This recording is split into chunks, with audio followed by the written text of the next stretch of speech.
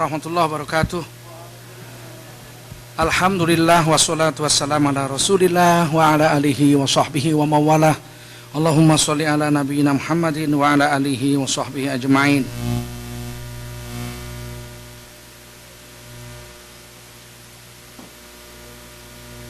Amma ba'du, qala Allah Ta'ala fi kitabihil karim, a'udzu billahi minasy syaithanir rajim, bismillahirrahmanirrahim, wal 'ashr innal insana lafi khusr illal ladzina amanu wa 'amilus solihati wa tawassaw bil haqq wa tawassaw bis sabr. Shadaqallahul azim. Bapak Ibu sekalian, kita bersyukur pada Allah SWT di penghujung bulan Ramadan ini kita iktikaf di masjid, ibadah pada Allah SWT. Mudah-mudahan malam ini Lailatul Qadar. Ya. Satu hal yang mulia dari Allah SWT, ya. Kita bersyukur pada Allah SWT. Sholawat salam kita sampaikan untuk baginda Rasulullah SAW.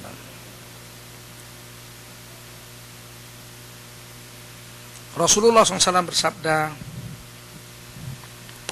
inna likulli ummatin fitnah. Tiap-tiap umat itu ada cobaannya masing-masing. Ya. Likulli syai'in fitnah. Setiap segala sesuatu itu ada cobaan. Kalau zaman Fir'aun, Nabi Musa itu cobaannya jabatan.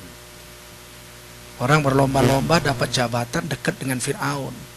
Yang paling berhasil, sukses dalam karirnya waktu itu Haman. Haman itu jadi jenderalnya Fir'aun dan jadi kepercayaannya Fir'aun. Selain dia jadi jenderal, dia arsitek. Dia orang pertama yang bikin menara. Kata Fir'aun, bikin menara yang tinggi, aku mau naik ke atas menara, aku mau lihat Tuhannya Nabi Musa itu kayak mana sih. Pikir Fir'aun, Tuhannya Nabi Musa di atas langit bisa dilihat. Hamanlah arsiteknya untuk membuat tower itu, menara, dan itu diabadikan dalam Quran. Kalau zaman Fir'aun itu orang berlomba-lomba jadi orang dekatnya Fir'aun, pejabat. Sampai-sampai tukang sihirnya bilang, kalau kami bisa ngalahkan Nabi Musa, kami dapat apa? Wah, kamu akan jadi orang dekat saya. Abdi dalam istana. Jadi cobaannya umat Nabi Musa itu pangkat dan jabatan. Nah, itu. Kalau cobaan bagi umat ini, kata Nabi, wa fitnatu ummati al-malu. Kalau umatku ini dicoba dengan harta. Jadi umat Islam ini fitnah, cobaan yang paling besar itu harta. Sehingga orang mau menghancurkan agamanya demi duit. Mereka mau menghancurkan bangsanya demi duit. Cobalah kita pikir, tentara Belanda itu, rakyat Belanda aja semuanya itu nggak sampai 20 juta. Seluruh orang Belanda itu. Kalau dulu paling rakyat Belanda 3 juta orang. Bisa jajah Indonesia 300 tahun. Nggak mungkin. Mustahil kan? Tapi kenyataannya kan Indonesia dijajah Belanda 300 tahun. Jawa lah terutama. Kalau Aceh cuman sampai 1905 mulai. 40 tahun aja Aceh dijajah Belanda. Artinya Indonesia itu, terutama Jawa itu dijajah Belanda 300 tahun. Kok bisa ya? Orang Jawa itu kan ratusan juta. Karena pengkhianatnya orang kita sendiri. Ya kan? Si Pitung yang mengkhianati orang Betawi juga. Ya kan? Nah, Pitung yang mengkhianati orang Betawi juga. Oh, gampang tuh tembaknya. Dibunuh aja Pitung pakai apa? Peluru emas, jedor, tembus. Siapa yang ngasih tahu? Orang Betawi juga. Banten, pendekar Banten kan kebal-kebal hebat-hebat. Ditabokin sama Belanda. Kenapa? Karena pendekar Banten yang ikut Belanda juga banyak. Jadi bagaimana cara menghancurkan bangsa kita? Oleh bangsa kita sendiri. Pakai apa? Bil fulus, mulus. Mafi fulus, mamfus. Itu. Kalau pakai duit semua mulus, kalau nggak ada duit mati. Dan itu sudah diberitahu Nabi. Kalau umat kita ini masih doyan duit, kita nggak bisa maju. Kita akan bunuh-bunuh sama kita. Orang Cina di Indonesia bilang, cukong-cukong itu bilang, hanya selagi orang Indonesia itu masih mau seperti ayam makan padi katanya. Selagi ayam masih doyan makan padi, kita orang kaya lah. Kenapa? Duit itu bisa disuap, hukum bisa disuap, pejabat bisa, kiai pun bisa disuap. Ini yang berbahaya. Apalagi zaman politik sekarang, kiai sama kiai berantem gara-gara duit aja.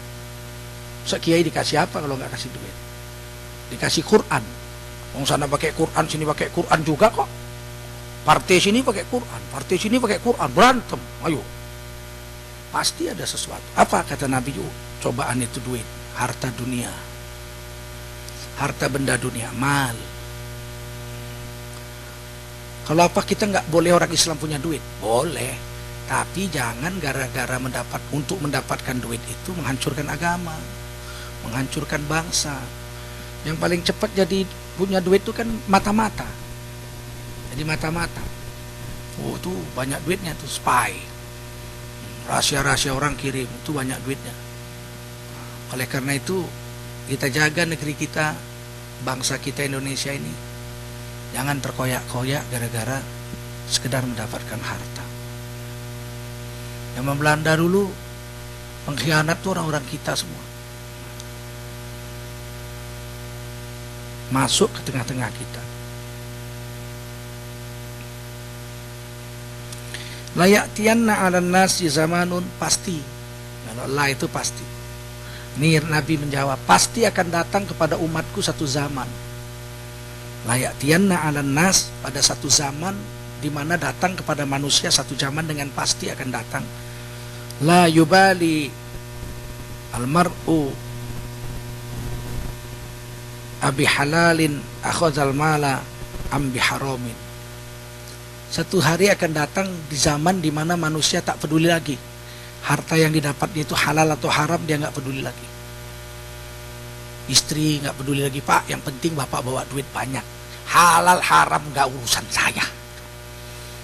Begitu istri bilang sama yang istri ini kadang-kadang cara ngomongnya bukan begitu, Pak, nyolong yang banyak, bukan begitu. Nggak, mana ada istri begitu, bodoh dong dia. Cara dia menganukan suaminya itu begini, Mas, apa? Mas di kantor pangkatnya apa, Mas? Oh, saya manajer. Kalau si Udin, tetangga kita itu, dia masih supervisor. Aduh, Mas, kenapa? Dia udah beli TV baru LED, Mas. 42 inci yang terbaru, Mas, gede, Mas. Masya Allah. TV kita masih hitam putih, Mas. Loh, kamu mau? Enggak, cuman bilang aja. Tapi satu hari 70 kali. Diulang. Dia nggak dibilangnya, Mas, nolong, Mas, saingi tetangga. Enggak, dia bilang tetangga, Mas, TV-nya gede, kita hitam putih. Terus kamu mau? Enggak, cuman ngomong aja kok. Tapi setiap hari diulang-ulang, lama-lama mana tahan suaminya. Nolonglah. Oleh karena itu, istri ini benteng suami yang paling kuat. Kalau ibu-ibu mau suami ibu itu selamat, ibu bentengnya. Pak, saya nggak usah, Pak, kita mama udah senang dengan kehidupan seperti ini, Pak. Yang penting Papa selamat, kita selamat. Itu jadi di pegawai negeri udah lama, 3 tahun lagi sudah pensiun. Jangan sampai cacat di ujung 3 tahun ini. Itu istri paling berpengaruh. Jadi kalau istri bilang, Mas, kapan pensiun? 3 tahun lagi. Kita masih belum punya apa-apa, Mas. Terus tangguh aja, Mas, banyak-banyak. Habislah suami kita. Oleh karena itu Nabi sudah ingatkan, nanti satu hari, ini hadis sahih ya, riwayat Bukhari, akan datang satu zaman manusia itu tak peduli lagi halal haram, tak peduli, yang penting nikmat. Ada satu hadis yang layak kita renungi, ramalan Nabi lagi. Sayati ala ummati zamanun, pasti nanti suatu hari akan datang, kata Nabi, akan datang satu hari kepada umatku, satu zaman, yafirruna minal ulama wal fuqaha. Umatku di akhir zaman itu kalau jumpa ulama, jumpa ahli fikih, kabur. Nggak mau dengar, nggak mau dekat ulama, nggak mau dengar nasihat ulama, nggak mau. Sebab dia rasa penghalang, menghalangi nafsunya.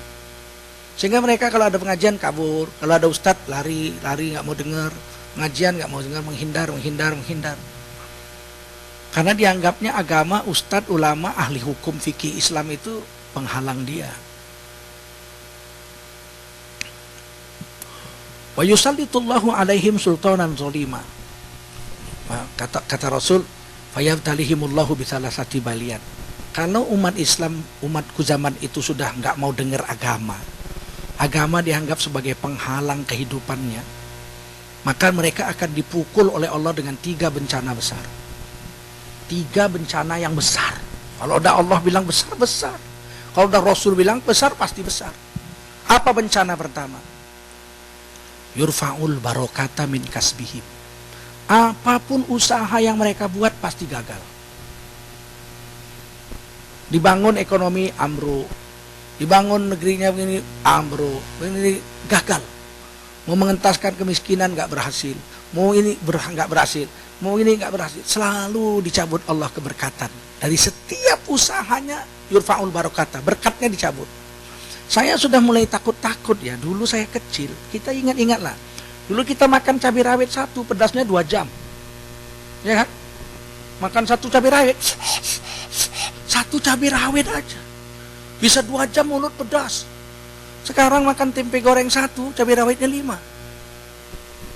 Kok hilang pedasnya? Hilang pedasnya.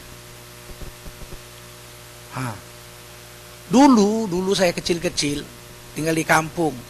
Orang kampung itu kan kadang-kadang nanam bunga di halaman rumahnya. Tanamnya bunga kenanga. Orang nggak berani lewat situ. Ada kuntilanak kata orang. Saking harumnya, pohon bunga kenanga kan segini tinggi. Tapi harumnya dari ujung ke ujung jalan itu kecium. Nggak berani orang lewat situ puter. Kenapa? Serem. Bunga kenanga. Nanti ketemu kuntilanak di situ katanya. Begitu dahsyatnya bunga kenanga waktu itu. Saya waktu kecil, ibu saya itu suka di atas mejanya itu bunga, di vas bunga. Ibu saya suka sekali. Yang sering dia pasang di vas bunganya itu bunga sedap malam. Bunga sedap malam. Padahal rumah kami rumah kayu, bukan rumah batu, rumah kayu. Apa yang harus dibuat setiap malam sebelum tidur? Ibu saya mesti merintah saya sebagai anak laki-laki, yang kan saya 6 perempuan. Saya laki-laki nomor 3 tapi paling besar laki-laki. Apa perintah dia setiap malam tuh? Main, keluarkan bunga sedap malam itu. Harus dikeluarkan ke halaman, nggak boleh dalam rumah. Saya bilang, kenapa sih Umi? Nanti mabuk kita serumah ini. Gitu. Saking harumnya itu bunga di kanvas, di vas bunga itu, di ruang tamu, kita di kamar tidur bisa mabuk. Dahsyatnya harum sedap malam waktu itu kan. Sehingga Rintu Harap menulis, Rintu Harap menuliskan bunga sedap malam kan. Bukannya bunga harum layu, bukannya bunga sedap malam. Teng gitu ya. Sekarang apa yang terjadi bunga sedap malam itu? Disayur orang. Dijadikan sop. Subhanallah, saya kan dihidangkan sop. Satu hari saya di tempat orang, datang ke rumah orang kaya saya di Medan, dokter spesialis paru-paru, istrinya dokter spesialis kulit, orang kaya lah. Pasiennya sampai jam 2 malam. Pasiennya profesor terhebat untuk Sumatera Utara, ahli paru-paru, istrinya ahli kulit. Saya datang ke rumahnya, istrinya baik, masih sepupu jauh saya lah. Kalau anak-anaknya seperti anak saya. Kalau saya datang ke rumahnya makan, dokter itu kalau nengok saya makan semangat makannya. Nah, dokter spesialis itu kalau dia makan malas. Walaupun 7-8 macam makanan itu dia nggak semangat. Tapi kalau saya duduk di depannya makan, dia lihat saya makan, dia jadi selera makan. Lalu saya kan pakai tangan gitu. Wow, dia semangat sekali tuh lihat saya makan itu. Satu hari saya diberi sup, saya makan. Enak sekali supnya, greget. Ini sup jamur, saya bilang. Bukan. Apa ini? Sup bunga sedap malam. Subhanallah. Dulu dicium aja baunya mabuk. Sekarang dimakan nggak mabuk lagi. Udah kalah kuda kepang kita bikin, ya nggak? Jaran kepang kalah kita bikin. Dahsyatnya. Berkat itu dicabut Allah itu hanya dalam 10-15 tahun. Ya kan? Dulu kalau ibu saya paling suka nanam bunga tai ayam. Bunga tai ayam tuh kan cantik, kuning gitu. Kalau udah bunga rame gitu cantik, dipandang mata tuh enak. Pagar rumah saya itu bunga tai ayam. Kami bilang bunga tai ayam karena kalau kesenggol orang baunya bau tai ayam memang. Makanya dibilang bunga tai ayam. Bunga apa namanya itu kalau bahasa kerennya ya? Bunga bukan bunga tekwa. Bunga tai ayam. Kuning, dia kuning cantik sekali. Oh, besar-besar gitu, sebesar ini dia. Daunnya hijau, kecil-kecil gitu, kayak daun suring. Itu dipasang jadi pagar itu. Sehingga kalau ada maling nyenggol bunga itu kita terus tahu. Ada maling nih masuk nih gitu. Bunga sekarang tak ada lagi baunya itu. Diletakkan pun ke hidung. Mana tai ayamnya itu? Digoyang-goyang enggak bau lagi. Sekarang bau duit ya. Allah yurfa'ul barakata min kasbihim. Barokah dicabut. Usaha apapun kita buat selalu gagal. Bahkan tumbuh-tumbuhannya pun tidak berkat lagi. Saya ingat tahun 70-an akhir, awal 80-an. Kalau sudah musim panen, orang merebus nasi, masak nasi, tercium tetangga itu. Aduh, beras baru. Oh, ya kan? Masya Allah. Sekarang rebuslah beras itu, nggak ada bau lagi, harum tak ada lagi. Allah udah cabut berkat itu.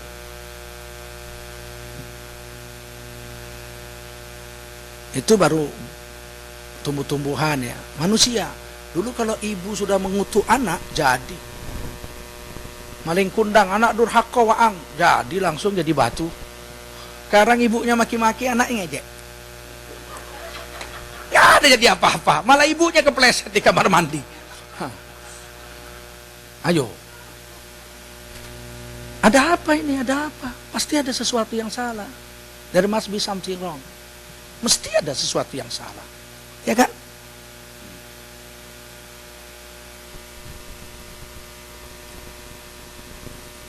Air hujan dulu Masya Allah bersih air hujan.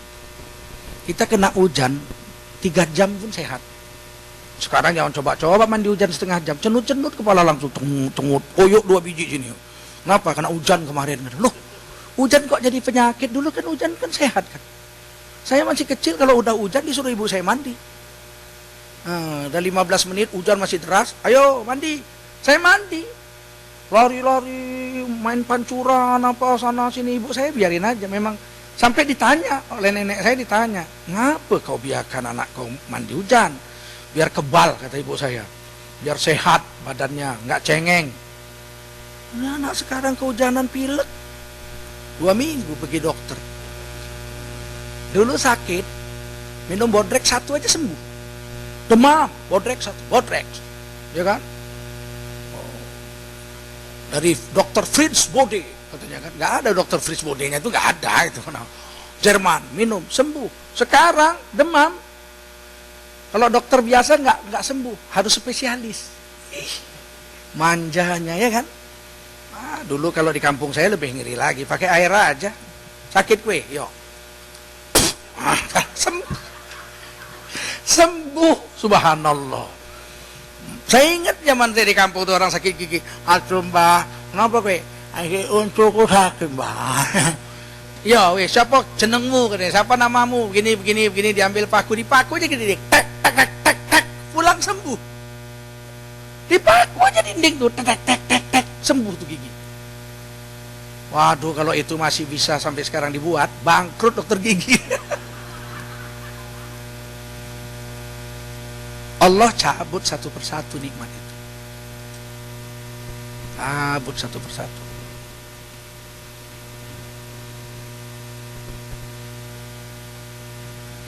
Kalau kita lari dari agama kita, nggak peduli lagi dengan hukum-hukum agama, halal haram mau kita membuat semua, bala bencana akan turunkan Allah 3. Satu pertama adalah mengangkat keberkatan.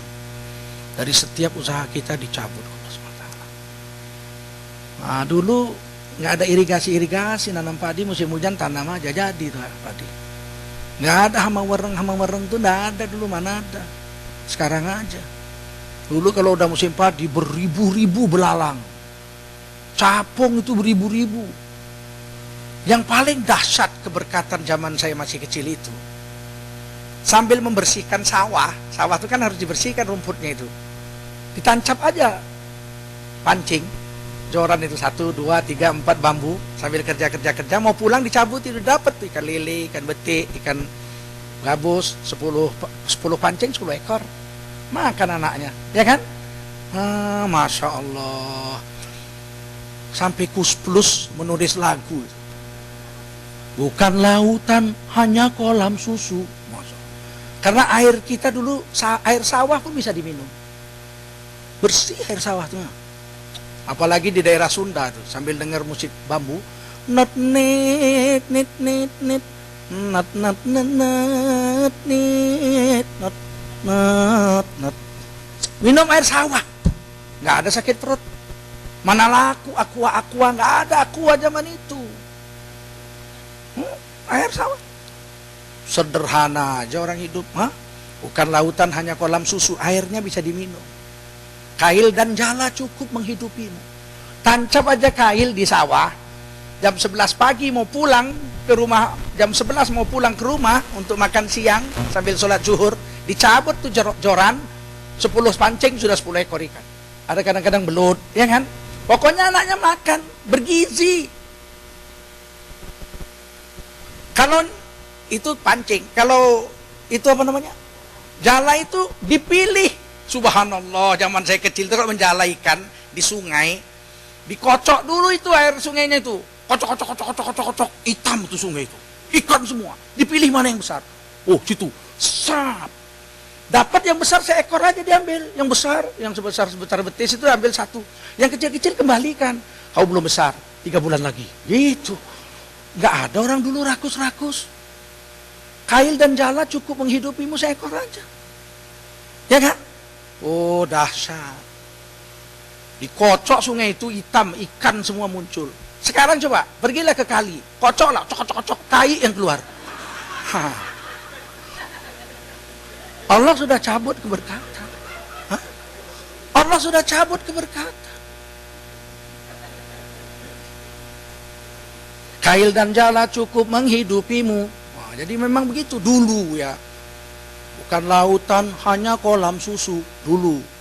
Kail dan jala cukup menghidupimu dulu. Tiada badai, tiada topan kau temui dulu. Ikan dan udang menghampiri dirimu dulu. Dulu kalau ada orang di pinggir sungai atau naik sampan begini-begini, itu mancing udang. Karena kalau digini lepas itu udang kan lembut. Di sini diikat di jari tangan gitu pakai benang. Seasyik gitu. Itu berarti mancing udang. Ikan dan udang menghampiri dirimu dulu. Orang bilang tanah kita tanah sorga dulu. Tongkat kayu dan batu jadi tanaman dulu. Sekarang apa? Sendal aja ditaruh di depan masjid hilang.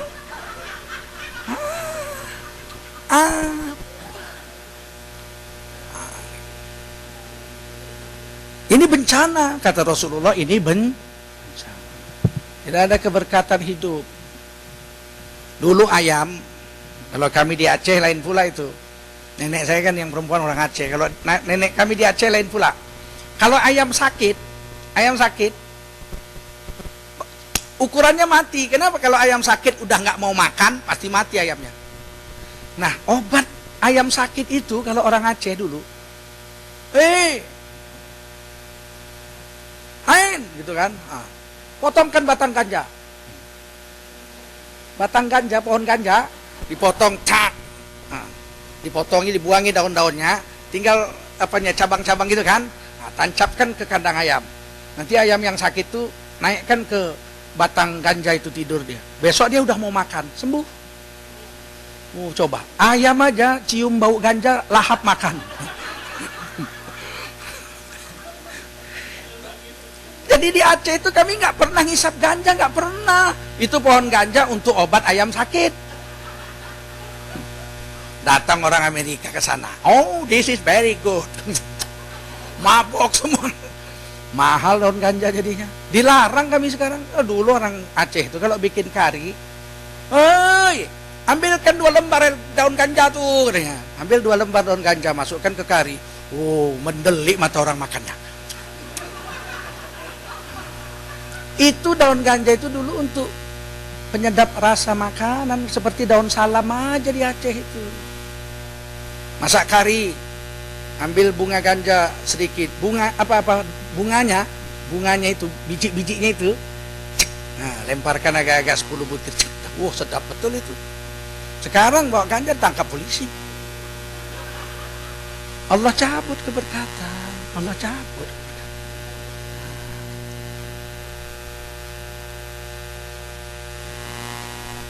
Yang kedua, bala bencana yang kedua yang dijatuhkan Allah kepada umat ini, kalau umat ini sudah tidak mau lagi dengar agama, nggak mau lagi beramal dengan agama, hidup mau cara nafsunya bukan cara agama lagi.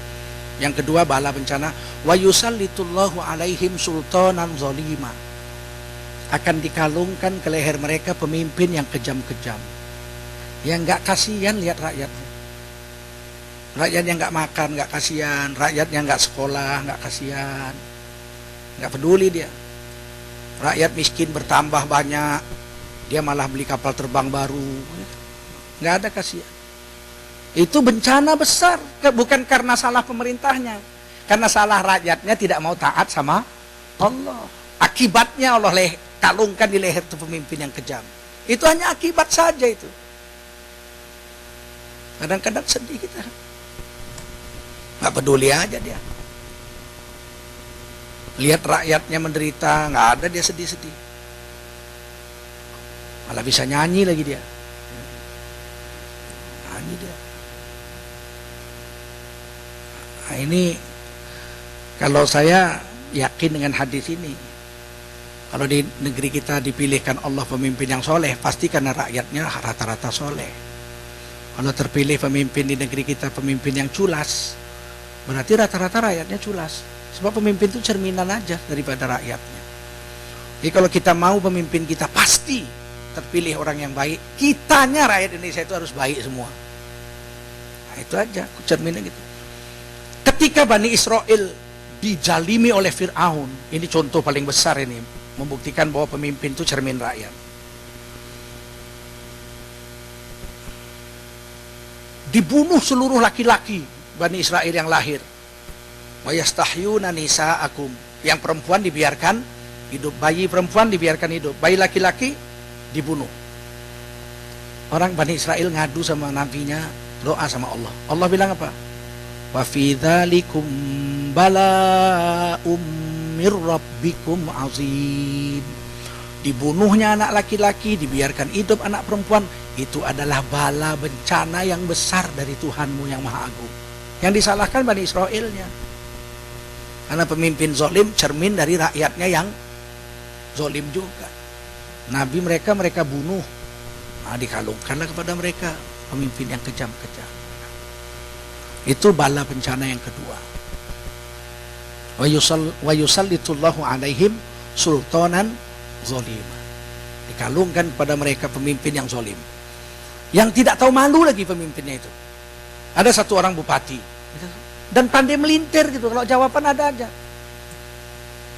Ketika dia jadi bupati, orang miskin di kampungnya itu di kabupaten dia itu 20% orang miskin.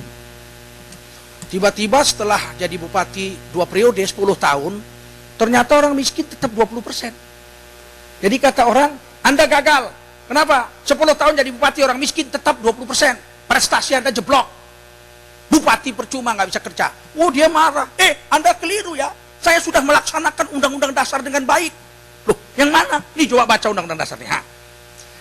Orang-orang miskin dan rakyat telantar dipelihara oleh negara. Nah, makanya saya pelihara tetap 20%, nggak kurang-kurang. Saya melaksanakan undang-undang dasar. Mau bilang apa kita kalau ngadepin pemimpin begini, mau apa kita? Dia nggak merasa bersalah. Ini karena kita yang salah. Kita yang harus perbaiki diri. Yang terakhir, bala bencana itu katanya, wa yakhrujuna minad dunya bighairi iman. Orang-orang yang tidak mau mendengarkan ajaran agama, beramal dengan nafsunya, agama dipinggirkan, Dikhawatirkan bala bencana yang ketiga, dia mati, imannya tercabut. Dia ngaku Islam, di KTP-nya Islam, namanya pun nama-nama Islam, Nur Aini. Oh ya kan, Ahmad Akbar. Oh, namanya hebat-hebat. Tapi begitu mati, tidak dalam keadaan beriman. Orang beriman tuh matinya ngucap la ilaha illallah. Dia mau mati entah apa-apa diucapnya. Bayangkan udah mau mati sakit. Udah kumpul situ istrinya, Hajah Fatimah, anaknya, menantunya kumpul semua. Datanglah Ustadz mentalkinkan la ilaha illallah. Dia diam. La ilaha illallah. Pas dicabut malaikat maut, baru dia ngucap Susi. Susi. Istrinya bilang, mas saya istrimu. Fatimah mas, Fatimah. Susi. Mati. Siapa si Susi itu? Wong istrinya Fatimah kok. Anaknya Rahmawati, ya, Fadilah. Lo yang disebut Susi. Membingungkan kan? Selidik punya selidik. Sekretarisnya si Susi. Tidak disebutnya Allah lagi. Mati tak beriman. Ciri-ciri mati sesat itu kata Nabi, matan nas bima ya'ish. Manusia mati dengan hobinya. Nah, kalau hobinya siang malam main golf, saking sayangnya dengan golf, sholat nggak mau, itu mau mati sakaratul maut. Tiba-tiba diajarkan la ilaha illallah, dia tangannya bisa gini. Nih, kenapa ini? Golf pak. Orang hobi main futsal, matinya sedang main futsal. Orang hobi main bola kaki, matinya sedang main bola kaki. Kenapa? Sebab waktu dia main futsal itu, sholat dia buang. Ketika dia main bola kaki, sholat dia buang. Coba kita terharu ya, pemain-pemain Eropa itu mu'alaf, duitnya miliaran dolar, main bola kaki tetap puasa Ramadan. Coba, kan terharu kita, karena profesi tidak menghalangi kita untuk taat sama Allah toh. Yang dilarang itu ditinggalkannya agama ini, dianggapnya agama ini penghalangnya, padahal tidak terhalang. Orang main bola kaki nggak terhalang sholat kok. Orang main musik kan nggak terhalang sholat. Mau sholat cuma 8 menit kok. Apa susah-susah? Nggak ada sebetulnya profesi itu menghalangi kita. Oleh karena itu hobi itu harus dihati-hati. Jangan gara-gara hobi kita, agama kita pinggirin. Nanti matinya dengan hobinya itu. Nah, ada yang hobinya nyanyi dangdut, matinya hobinya dangdut. Dekat rumah saya begitu. Belanja dia ke pasar, ke warung, beli sayur-sayur gitu. Dia necis orangnya, perempuan. Udah nenek-nenek tapi necis, bibir tetap merah dia. Begitu datang dia nyanyi, bola. Tiba-tiba ketepuk, jatuh, mati. Matinya menyebut bola. Mati. Ayo, mana? Ada lagi joget pesta.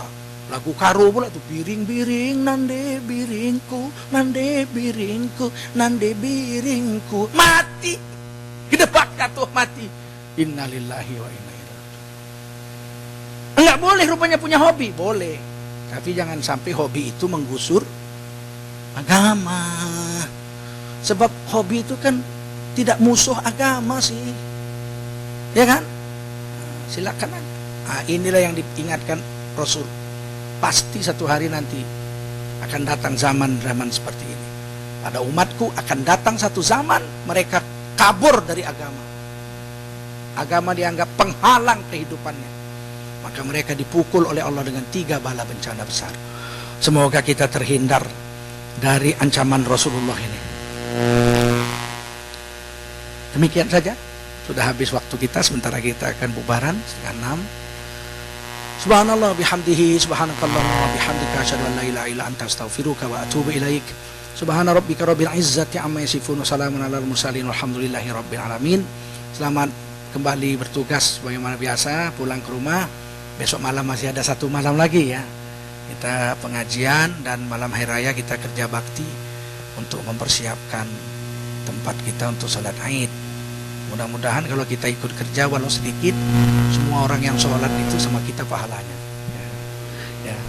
Wassalamualaikum warahmatullahi wabarakatuh.